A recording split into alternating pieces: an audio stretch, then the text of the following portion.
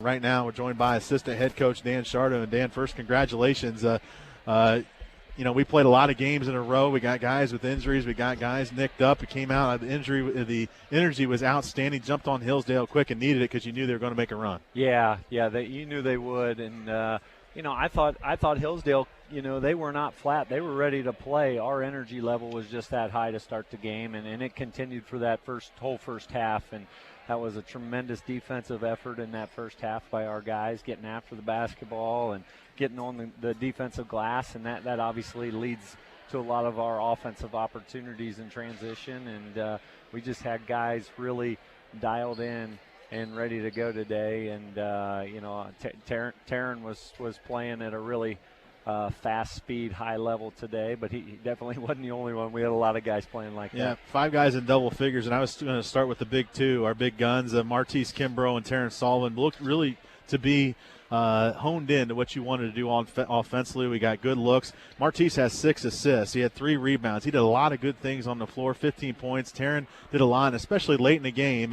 You kind of went to both those guys, let them do a little 2-man game and to put it away. Yeah, we did. That's pretty tough on teams. Late in the game there, they went small for quite a stretch there towards the end, and we fumbled the ball away a couple times trying to get Taryn the ball in the post against their smaller guys. But at the end of the day, sometimes you just let those 2 guys play a 2-man game at the top, and they make pretty good decisions. And when we get those 2 guys scoring 28 and 15 points and 12 assists combined, they both had 6 assists apiece.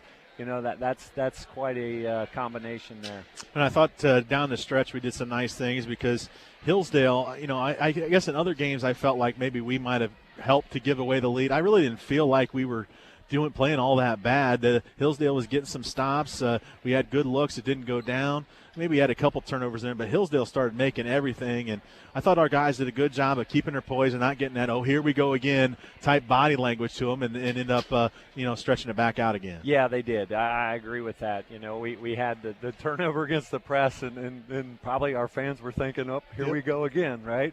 But our guys settled in and did a good job of taking care of the basketball and making some timely shots at the end of the clock that you want to do. And we actually worked on that scenario this week after the Walsh game of, being up 8-10 points with 4 minutes to go and how we want to attack it. And we weren't perfect with it, but we're getting better at those situations and give our guys a lot of credit for, and I thought through that stretch that they made their run. Trey Smith hit a big 3, got a steal and a big-time layup.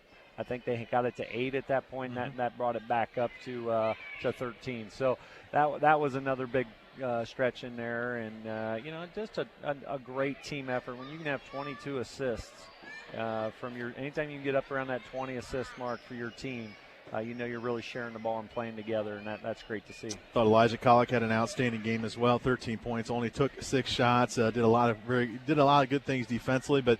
Talk about the best-kept secret in the GLIAC, Trey Smith, and I hope he remains a secret, probably not for long. He started when he had to come in, blew his red shirt, had to come in. I think maybe some people might have questioned that maybe a little bit, and he wasn't shooting the ball well, but now he's put together, I think, 3 straight games where he shot the ball well. He's still doing what he does defensively, and now he's becoming a weapon off the bench. He sure is. He's starting to get comfortable in everything we're doing out there, and now he's letting loose, and he's never going to give you an inch on defense. He's a relentless kid at that end of the floor, and he's getting more comfortable with the things we do on offense. And now he's starting to shoot the ball with confidence. I mean, they fouled with right around that 2-minute mark maybe to try to make us start to make 1-on-1s. And, he was the first guy up at the line there. So that's really, some pressure free throws come up, knock both of them in, hit like I just talked about earlier, big 3. He's playing really well, and it's no surprise because of his approach every day, his work ethic, putting in extra time.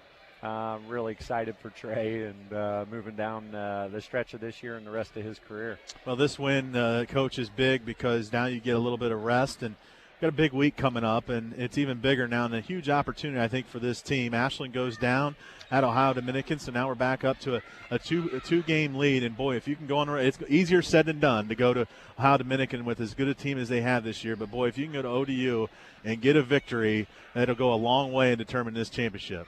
Yep, the road wins are tough, and we got 2 tough ones coming next week. And, obviously that starts at Ohio Dominican, and they've played us tough here. I think we had our way with them there last year.